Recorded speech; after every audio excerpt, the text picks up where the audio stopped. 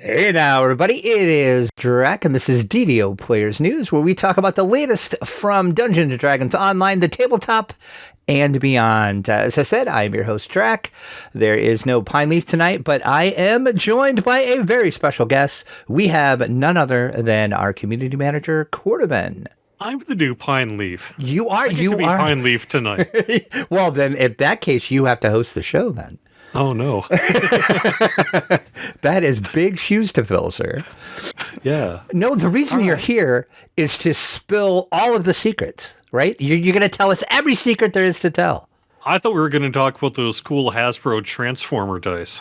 Yeah, well, don't get me started on those. All right. Not a fan. Oh, really? I thought they were. Yeah. I haven't seen them in person. I think the 1980s just exploded in my head. It was just like they're Transformers and their dice. And their dice. And that their is toys. So cool. Yeah. And they look that they have the kind of, rough around the edges look of something that might be vintage. I thought they were. Right. I guess I would have to see them in person just from like the press release and stuff I got. I'm like, I don't know about those, but Transformers aside, we have some downtime tomorrow. We're recording this on Tuesday evening, Wednesday, November the 9th. We've got downtime, I should say, from 9 a.m. to 1 p.m. And that is for a very good reason. Yeah, Update 57. For the release of Update 57, Grip of the Hidden Hand.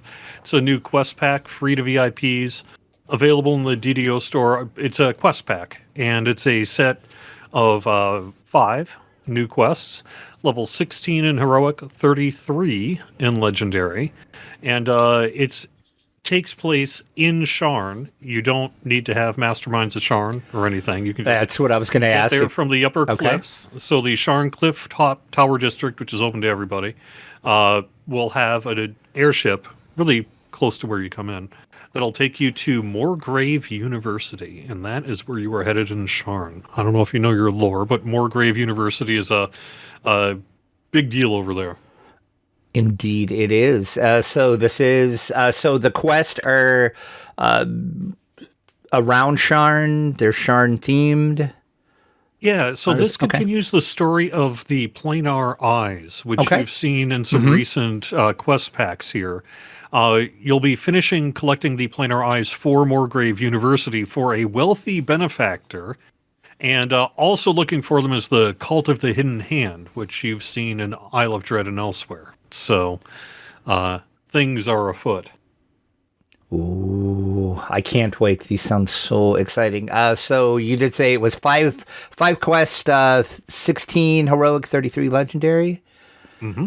So that is exciting. And then there's some gameplay changes that are coming along with this, not just some new quests to go through. You guys are doing some pretty big gameplay changes as well, though. We have 2 big system changes that are coming in with Update 57, and I'll give you kind of the elevator pitch version of them. You can find the release notes, the full detail, on DDO.com. We're doing what we call an imbue update. This is essentially taking things that already existed in many class enhancement trees, former procs. If you had a lot of procs in your enhancement trees, many of those procs are going to be turned into imbues. An imbue is going to be a new kind of toggle that'll add extra damage to your attacks. And the extra damage will be like maybe to certain weapon types or combat styles, melee range. You can have a different kind of focus. It's going to scale its damage with imbue dice, and sometimes things like melee or range power, depending. Okay. You can only have one imbue active at a time. Turning on a new one turns off the one that you had. So really a lot of existing procs have been turned to imbues, and then we have some new imbues and such as well. Like, for example, an alchemist, the cores are getting things like 2, 4, 5, 6 of the cores are getting 1d8 poison damage. The second core will also give you 1 imbue dice per 3 alchemist levels for a max of 6 dice. And so that will pretty quickly scale up your damage significantly. We're talking dice here, so instead of 1d8, it would be 2d8 if you had +1 dice. Okay, right? Right. If you had +6 dice, now you got 78. and pretty quickly you're going to be able to max out your dice and do all sorts of different things like that with it. Each class kind of has its own flavor, mostly in its enhancement trees, but not entirely. There are also some racial imbues, for example, because they had some of the enhancement trees. Like the Drow will get a die in tier 3 and 4. It's with some new enhancements to fill in some missing space. We also have some feats that are getting things like the Cyan of Feywild, Plane of Earth, Fire, Water, Air will give you, for example, +3 dice and things like that. So it's really going to greatly scale up your damage to have these imbues active. And you'll be able to kind of pick and choose what imbues you have active based on what it is you're trying to do at the time. Or I think in a lot of cases, people are going to find one they like and just sort of leave it on. But we'll see how it all plays out. And then this is open to everybody, I would assume. Yeah, it's really just a thing that's in the enhancement trees. If Okay. you had a lot of proc style things in your enhancement trees That's right now, where you'll some of those find it. things will Okay. be imbues. Yeah. We're talking things like the Eldritch Knight, Assassin, I see Arcane Archer, Sacred Fist, Ninja Spy, War Soul, Dark Apostate. And the list goes on. And you can find exactly kind of how it adjust the trees over in the release notes, but largely it's about granting bonus damage dice. Okay, excellent. Yeah, it looks like it's going to make some of my particular characters I have quite interesting now. I'm going to do a lot of damage, it looks like, from what I'm reading here in the release notes. Yeah, the idea is to really do some balance in regard to damage dice, while also trying to perhaps have an overabundance of procs being a thing that people like to do in the game. So we're shifting a lot of the reasoning and benefits of using those procs into these imbues, and spreading out some of the other bits around the trees too. It makes them hopefully positive. It changes people's builds and what have you. That's The other big, yeah. Go ahead. Go ahead. No, I was just going to ask, like, what was the impetus for this change? Like, what made you guys think, yeah, we should look at this and maybe look at how all this is working and change this? I would direct you really the best place to get a lot of the detail is over on the Lamania forums. Okay. We had a couple of previews where the team went pretty heavy into the reasoning for the imbuement or excellent. the imbue overhaul. I will link that in the show notes. Yeah, a series of global overhauls to streamline and shake up the game, bring cohesion across multiple builds.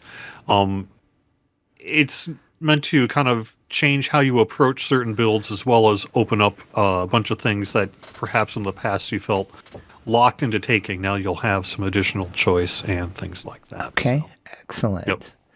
It's basically how the current scaling toggles work, like Eldritch Knight and Arcane Archer. The difference will be that instead of Arcane Archer dice or Eldritch Knight dice, they're going to scale off the imbue dice. Okay, all right. That makes a lot of sense. Yeah, because we were kind of chatting before the show that this looks super complicated, but the way you're describing it now, it doesn't seem to be that complicated. Yeah, I doubt the systems team would probably appreciate me describing it this way, but for me, the way I kind of saw it as a little bit is, do you remember when we first introduced the weapon die damage? Yes. This was many, many years ago now. This reminds me a little bit of that in terms of the way it's being implemented and the why. So okay, all right, that makes a lot more sense in my mind now, the way you put that. And then reading it, like you saying that, and then reading the release notes, I'm like, okay, now it's clicking, now it's making sense. Yeah.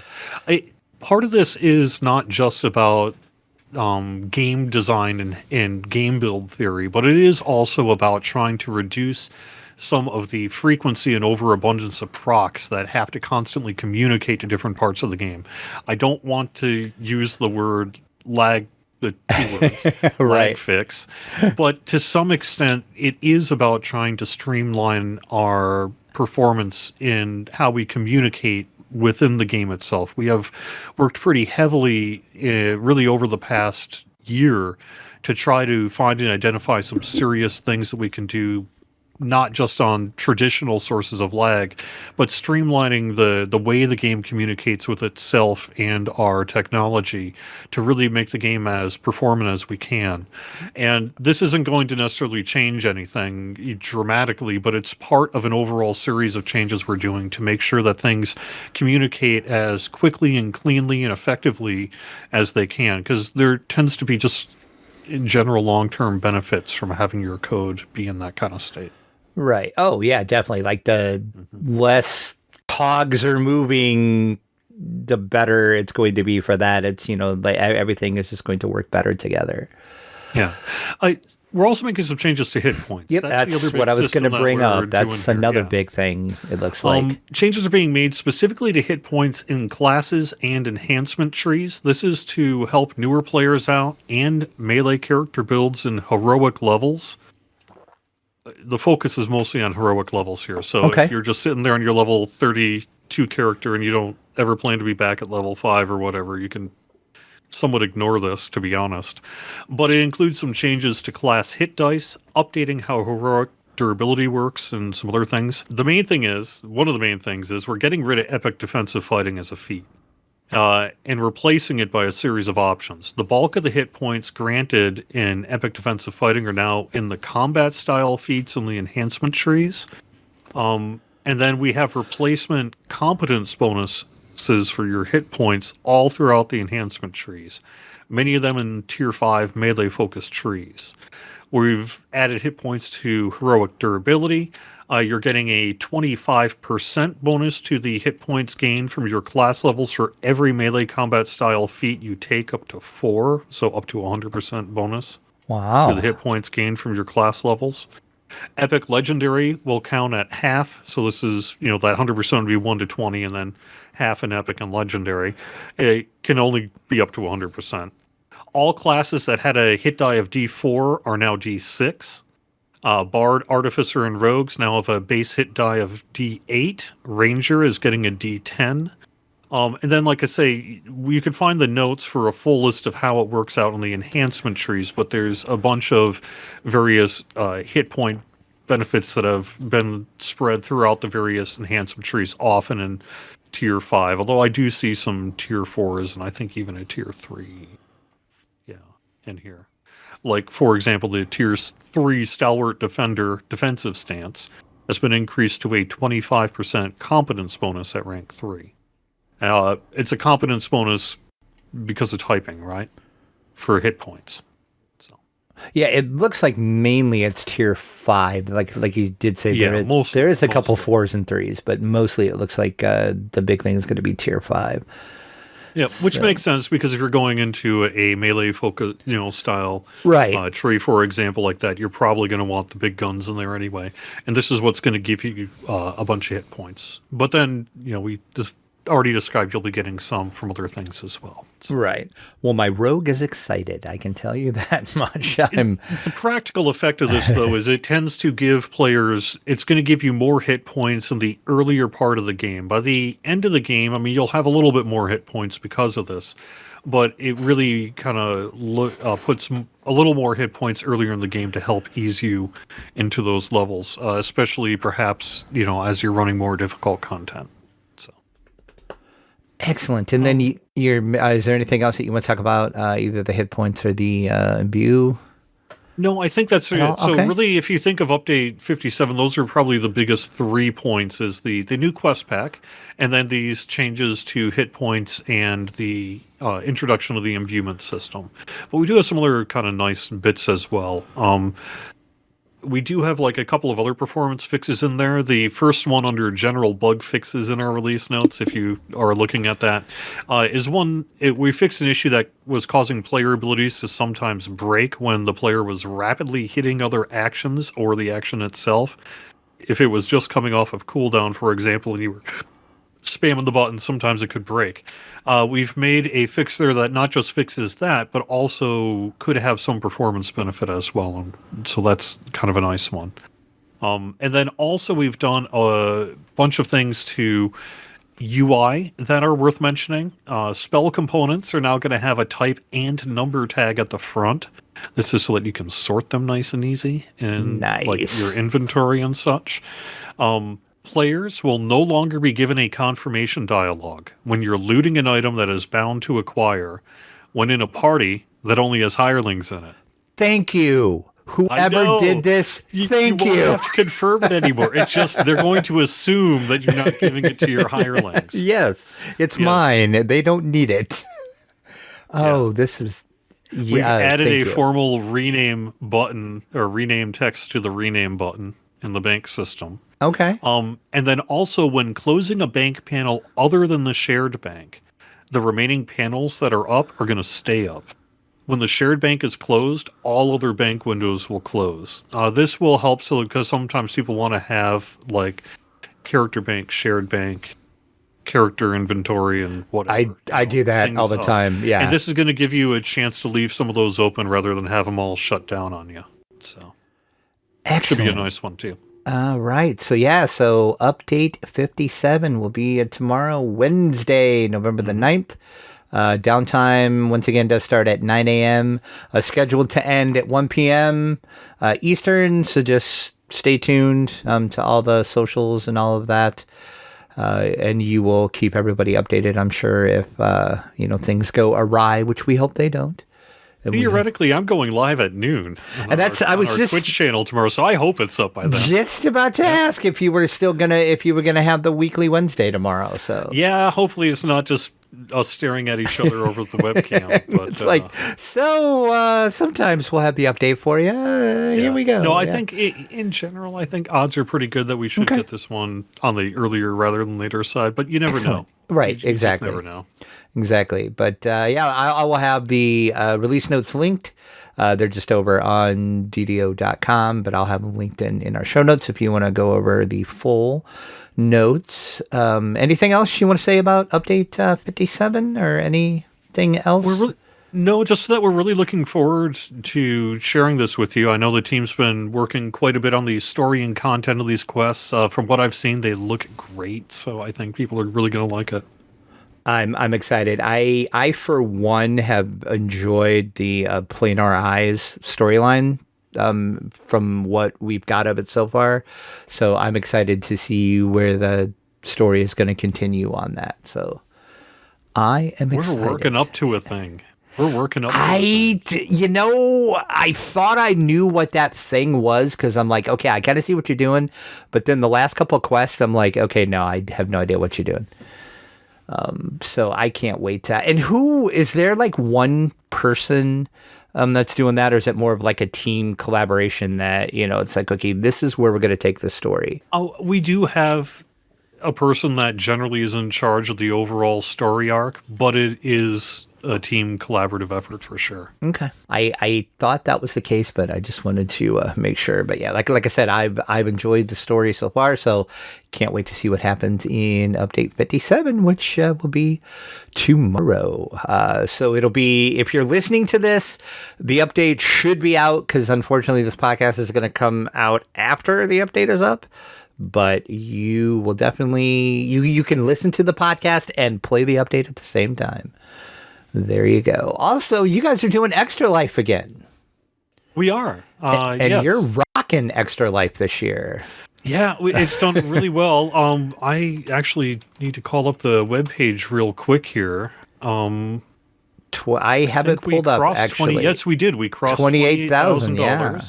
And we had on the other game side for the Lord of the Rings Online, we had our Extra Life Marathon last Friday. And I think that's responsible for quite a bit of that jump over the weekend. But we have had quite a few DDO players support us as well and continue to support us. And it's a really big part of the annual drive. So I've got a lot of people I need to get back to.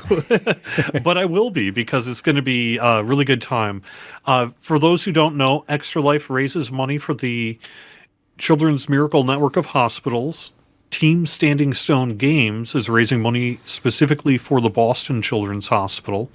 And we are a really important part of the care that they're able to provide to sick kids who can't otherwise afford to do said work.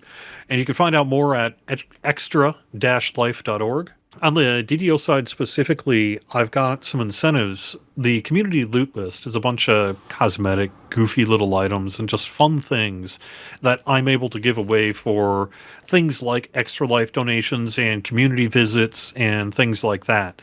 We have a new Theric Hound creature companion this year that is going to be distributed. So you can find out more about that on DDO.com.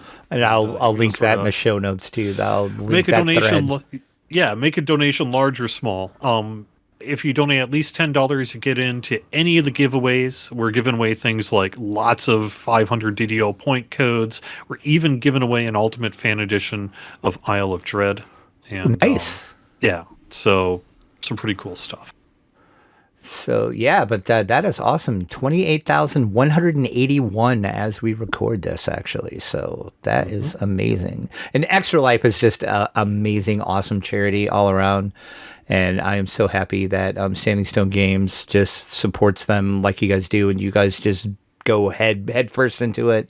And it's always great to see like both communities, not just the DDO community, but also the Lotro community, how we all just as players and the community just help the kids, because that's what it's all about. Yeah, it really has become just an annual thing that a lot of people do. I mean, it is tax deductible as well, right? So a lot of people are just like, well, if I'm going to give to a charity every year, maybe it could be this one, or part of the slate of charities they give to or whatever. And so over the years, it really has just become a regular tradition where we do this and do a lot of good in the community. So I really do appreciate it. And then anybody can join Team Standing Stone Games too as well if they would like to. Yeah, totally. If they want to take part in Extra Life, they can join up with you guys. And that's just as simple as just going on to the Extra Life Standing Stone Games page, and you can just join up, correct? Yes, and I should also clarify that if you've donated to, say, a friend or someone already for Extra Life, that's fine. Just the main thing is go to that DDO.com article that I'm talking about. You can pull it up just by going to the front page. Look for the Extra Life thing. Yeah, and it'll be in our show notes too, as I said too. There's a survey. It'll be easy. Like in the middle of that page, there's a big bold survey link.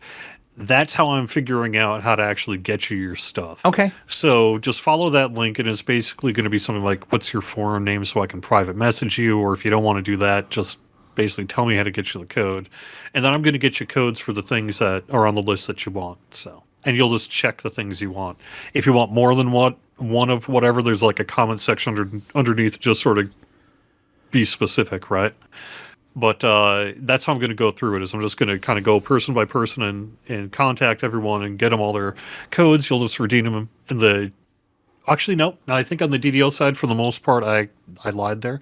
That process is the same, but on the DDO side, I'm going to probably have to mail it to you inside of the game. Okay. Oh man, you got your work cut out for you. You will get a personal email from one Cordovan, and or not email. What is it?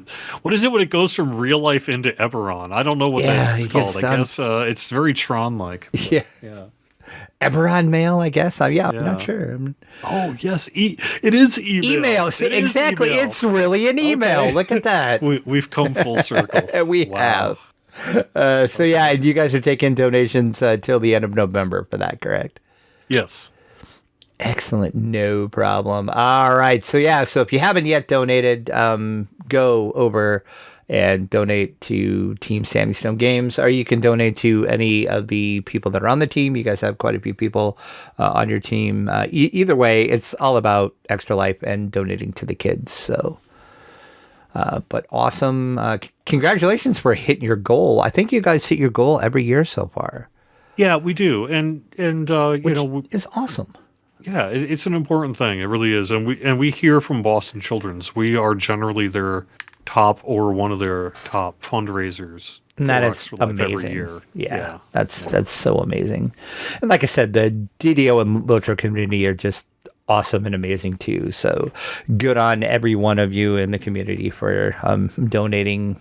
And like you had said, even if you're like, hey, I only have like $10 I can donate. Cool, do that. Everything you can donate helps the kids in those children's hospitals. So All right. Anything else you would like to talk about DDO wise? That covers it. We are working to bring back character transfers. We have had character transfers disabled in recent weeks since the close of the Hardcore 6 season because we've had some technical issues we had to sort through. Depending on how things go, those could be up within the next day or so. Stay tuned, and you'll find the details over on the DDO forums. It'll be on social media and such as well. But we're working to get those reopened, hopefully in the near future. Excellent. And since you kind of brought up Hardcore, how did Hardcore go, you think, just from what, the data and stuff that you've seen? Oh, I wasn't prepared to answer that. I've stumped you for once. I don't know. Wow. I have a great answer. I just don't think I'm allowed to say it. Oh, dang it. See, I was hoping that I could get you to say it was, dang. It was a very successful season. Okay, there you go. Okay. Also, the maximum amount of Reaper XP earned was more than 3 million. Holy crap. I'm just saying, if you want to compare how well you would do as opposed to the number one person, holy crap, irritator to Kenneth, 3,067,000. How is that humanly possible? I know. You, sir, are a machine. Good on you. Holy crap. That's insane. Also, just since we're talking about it, number one, Favor was 7306. We actually had a 3-way tie on that. Wow. But Halloween 7 Keys Keeper, who is presumably hates heavy metal. You can't stand heavy metal, apparently. Yep. Yeah, very. I had that on cassette. Me too, actually. Actually, I'm looking at my cassette right now. It's right across the room from me at my cassette rack. I can see it. It's like the top one right there.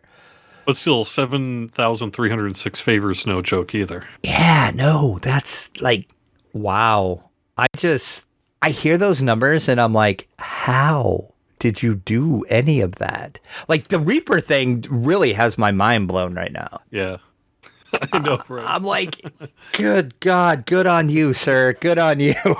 Because, I'll never do that. But, wow. All right. Lots of Reaper points. Yeah, that's a lot of Reaper. A lot of Reaper play is what that is, but awesome. So let's jump into non-DDO news. We have one thing, and it's in our on the screen section.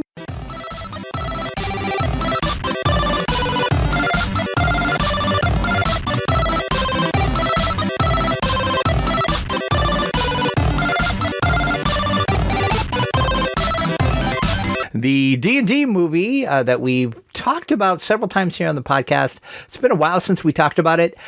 It's got a slight delay. It's been pushed back to March 31st. This is thanks to Deadline is the one that first reported this. There really was no specific reason why it was bumped back. Deadline assumed it was because the original release date had some other big name competitions that weekend in the box office, so they kind of thought they might have bumped it for that, but there was really that's pretty common. Yeah, you see that a lot in Hollywood where they're they are very careful about what's released when and what it's near, and so and actually it was kind of funny. The new Scream 6 movie and Honor Among Thieves swapped release dates.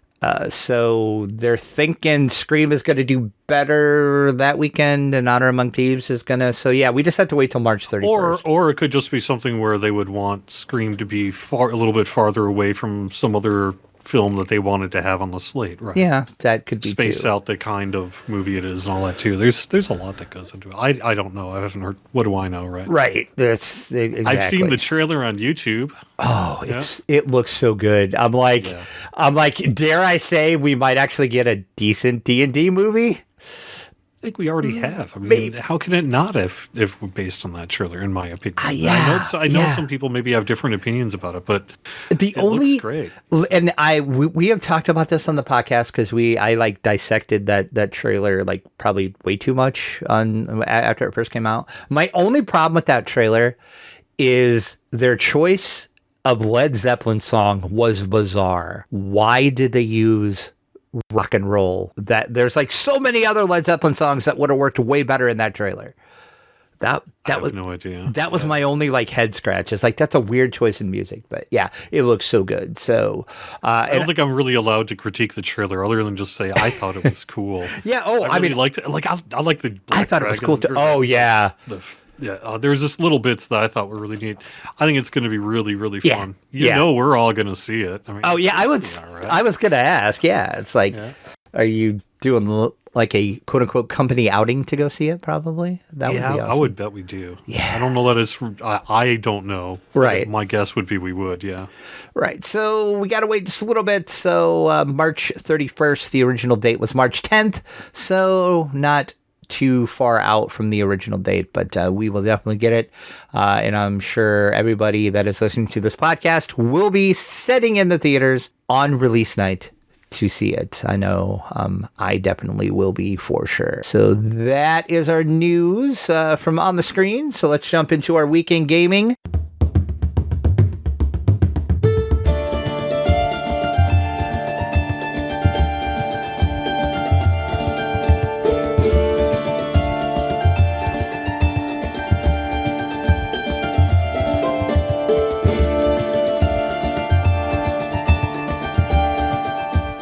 I'll start because I don't have a lot, actually. I've had one of my weird busy weeks that has just been consuming all of my time.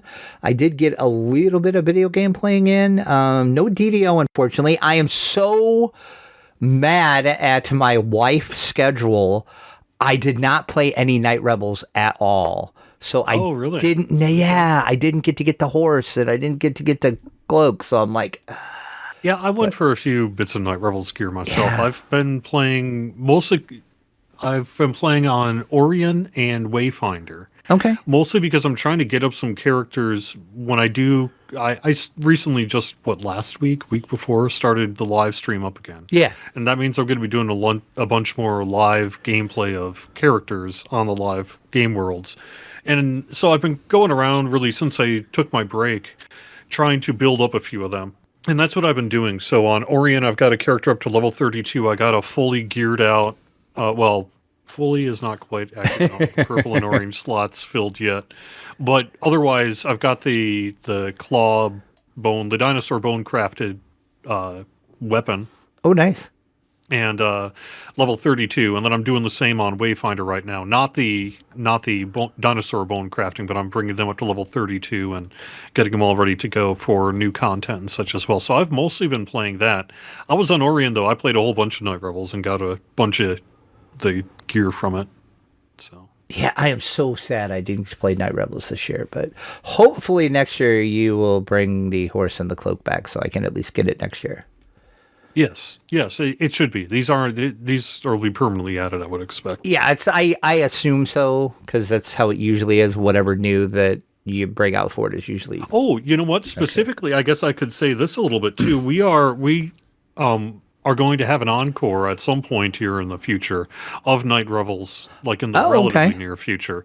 And the reason for that is there were a few players on hardcore that had built up some that they wanted to spend, and people who, because we didn't have transfers active, weren't able to necessarily get rid of some of their remaining Night Rebel stuff. So rather than expiring it right away, our intention is it may just be a weekend or maybe two if we can swing it or something, but we're going to have one last chance to kind of cash in some of this stuff. So you probably could actually, Night Rebel is pretty easy to farm. Yeah, I got to say, it's not a really labor intensive. If you want everything, it could be, but like getting one item, you can. Right, I should be able to do it. Well, that's exciting. Okay, there is hope yet. I can get my horse this year. Sweet. Or at least not to toot my own horn, but I can do it in about an hour and a half. Right. Oh yeah.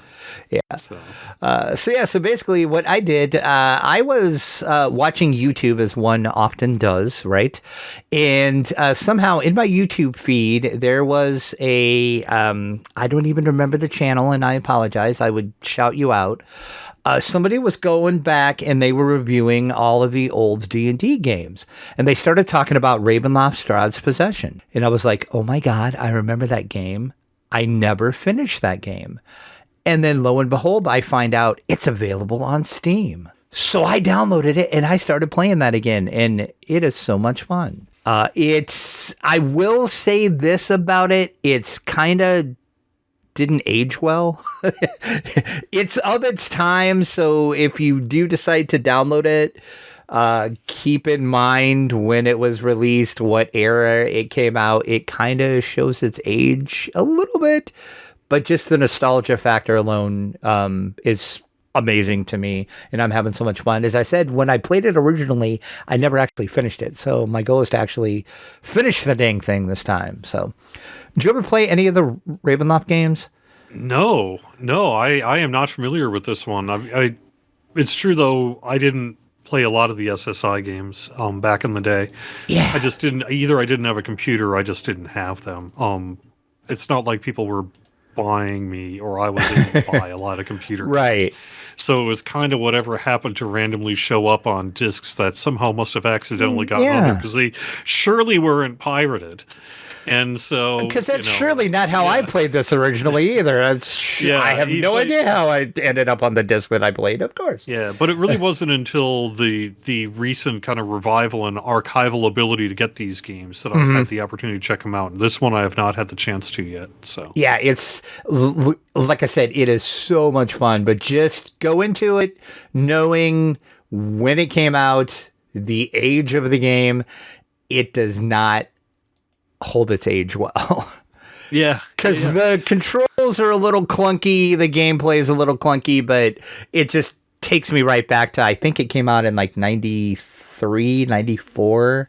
Okay. Something like that. So, yeah. Just check it out if you want to see games of yore. I'll put it that way. It is available on Steam. It's available on GOG too. It's part of it wasn't really a gold box game, but it always gets lumped into the gold box games because it came out, shortly after the gold box heyday. So it kind of gets lumped into all that, but technically it's not a gold box game. But well, that's really cool. Yeah. Well, I mean, I'm Mr. Retro. I love retro gaming. Yeah. I just never really had like I said, I didn't have the opportunity to play these classic D&D games back in the day. I played a lot of Ultima 4. Yep. I must have put probably 200 hours into that. Easily, yep. Ultima 3 and 4 were the two that I played the most. 5 a little bit, but yeah, 3 and 4, like 4, I could tell you, I could probably... Right now, if I would think about it, I could probably tell you maps how to get to anywhere you would want to get even to this day because I did it so many times. I was a big D&D fan even in 94. In 94 specifically, I was like, whatever. I was maybe a sophomore in college. So I didn't really have a lot of access to a computer at that time. So that's why I didn't probably play this one. But I was into the D&D video games. I knew they existed. I just didn't really have access to them. Right. Yeah. And there's I ended up buying like the whole like pack of all the old D&D games. And there's a couple in that pack I never even heard of. I never played. So I'm kind of excited to play some of those because I'm like, I don't remember this game at all. So I've been playing AD&D on the Intellivision. Oh, nice! Lately, but I like that game. Nice. I didn't have it in television, but my cousin did, and that was like he had like 5 games, and that was one of the games that he had. We played the heck out of that game. That game was great. I think it might be one of the best on Intellivision. Yeah. Oh yeah, easily. I don't know. The baseball was pretty fun for what it was too. I mean, I realized it was just a bunch of stick figures. You don't want me to start talking about this stuff because it will be 3 hours later. Well, we're going to talk off mic about that because I have an idea, but we'll talk about that later. The only other thing I did is since the Switch is like easy to play because you can pretty much take it wherever you are, I started playing Bloodstained Ritual of the Night, which, if you've never heard of it, it is the spiritual successor to the Castlevania games. That's the easiest way to put it. It's actually a couple of the people that worked on Castlevania created the game. So think Castlevania, and that's what this is. But, oh my God, it is so hard. It is like frustratingly hard. Like almost to the point where I about threw my Switch and then I'm like, no, don't do that because you'll break it. But it is so hard, but it is so fun. So if you like Castlevania and you haven't checked out Bloodstains, check it out. It's been out for a long time. It's not like a new game by any stretch of the means. I do believe it was like originally kickstarted, and then it eventually came out into retail. But so that's what I have been doing. Hopefully soon some more DDO, but I've been playing a lot of other retro games and stuff as well, but I actually did play a lot of DDO and the other game at SSG Lotro as well quite a bit. So I've mostly been playing that, but I would just call out one more since I am the world's biggest Atari nerd. This Friday, the 50th anniversary collection comes out, and it is the latest package in about at least 5 years of a very expansive Atari, like old school collection. And it's being done by Digital Eclipse, and some of the people involved are very good at like journalism and archival skill and things like that. So this is going to be kind of one of the bigger collections, I think, that has come out in quite some time. And it's sort of the new update of some of these old Atari classics and things like that. So if you're into Atari stuff, it's a big week, and I'm really looking forward to that. I will have to check that out. You said that comes out Friday? Yeah. 50th anniversary celebration is what it's called. Excellent. Atari 50th anniversary celebration. Well, I will look that. I mean, I knew it was coming out, and I've heard about it, but I haven't really been paying that close attention to it. But yeah, sounds amazing. Well, you know me, so exactly. I was actually going to ask you about that. What you thought of what they were doing with that, but so there you go. But you brought it up. Look at that.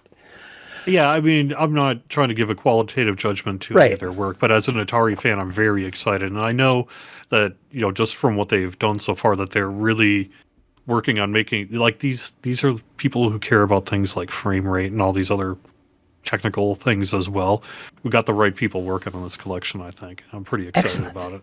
Excellent. Well, I will definitely look into that. I might have to get that. We currently have 15 supporters over on our Patreon. If you would like to help support DDO players, you can go to our donation page. That's where you can support the Players Alliance, which is the podcast network we are on. Over on our Patreon, the money is used for things like our podcast hosting, our website hosting, and to pay for the live shows, which we usually do. The show is just recorded, but we're usually live with both the show and Lotro players. So if you want to help support what we do, you can go on our Patreon for as little as $1 a month, or you can do more. It's up to you. A lot of people have asked, hey, I just want to just support you guys, but I don't really want to do the whole Patreon every month thing. Shoot me an email, Drac at DDO Players. We'll talk several different ways you can do that, and we've actually had several people that do that, and thank you, because it does help, because this is not cheap to do this. So anything you can do to help is much appreciated. We have no reviews over on any of the podcast apps of your choice, but if you'd like to give us a review, please do. If you do, let us know, and we will talk about your review. We've got no featured comments this week and no emails. Podcast at ddoplayers.com is the email. If you'd like to contact the show, shoot us an email, and we will get back with you. Probably talk about it on the show. We are active on social media. You can follow us on Twitter at Players Ally. ALLY is the podcasting network that we are a part of. DDO Players is on Twitter. I am at Dracula_72, and Pine Leaf is at Pine Leaf Needles. We are also at ddoplayers.com for all of the show notes. I post a lot of stuff that we don't even talk about on the podcast over on the site, so check that out. You can follow yourself and DDO and all that, lots of places.